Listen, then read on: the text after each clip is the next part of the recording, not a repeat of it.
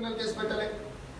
మీరు ఇప్పుడు పంపకాలు చేసిన వాళ్ళు సంబంధం లేని వాళ్ళు పంచిన వాళ్ళను ఇది ఉన్నారు. ఇప్పుడు ఇన్ని అప్లికేషన్లు తీసుకొచ్చిన నేను ఈ మొత్తం డాటా దీంట్లో ఒక్కొక్క దాంట్లో ఇంతమంది లబ్ధిదారులు ఉన్నారు. దీంట్లో ఈచ్ అప్లికేషన్ సింగిల్గా దీంట్లో మేము లిస్టు అంటే ఒక్కొక్క దాంట్లో కొన్ని వేలు ఉన్నాయి.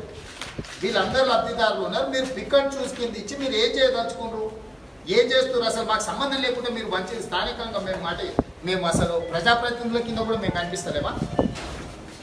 ఏంది అసలు మీ విధానం ఏంది?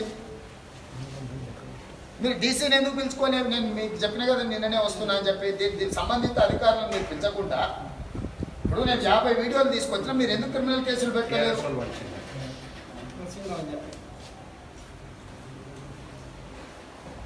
ఇప్పుడు ఇంత అంటే ఇది జస్ట్ ర్యాండమ్గా నా దగ్గరకు వచ్చినవి.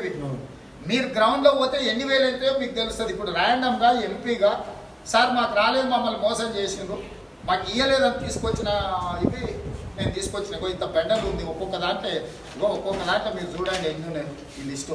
ఆధార్ కార్డు వాళ్ళ వివరాలు ఒక్కొక్క దాంట్లో ఎంతమంది ఉందో చూడండి. చూడండి మీరు దీంట్లో ఈ అప్లికేషన్ మీరు ఫిలప్ చేసి పెట్టారు కదా, ఇవన్నీ చూడండి మొత్తం వివరాలు వాళ్ళ ఆధార్ కార్డు లిస్ట్ ఒక పేజీలో 20-30 మంది ఉన్నారు. అంటే ఇట్లాంటి ఇన్ని వేల మంది లబ్ధిదారులు పెండింగ్ ఉన్నారు. ఇప్పుడు మీరు అసలు ఎవరికి వంచుతున్నారు, ఎందుకు వంచుతున్నారు, ఏం చేస్తున్నారో మాకు అర్థమైతే లేదు.